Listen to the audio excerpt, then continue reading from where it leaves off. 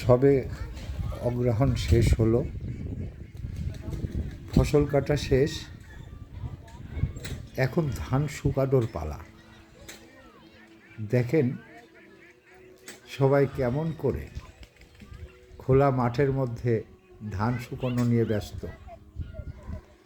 গ্রামের এই দৃশ্য মনটা কেড়ে নেয়। এতই সুন্দর লাগছে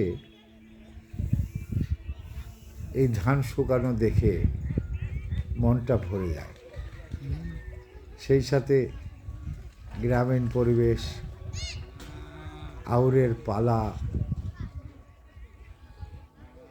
কি সুন্দর মনোমুগ্ধকর দৃশ্য। গ্রামের দিকে একবার এসে ঘুরে যান, ভালো লাগবে, খুবই ভালো লাগবে।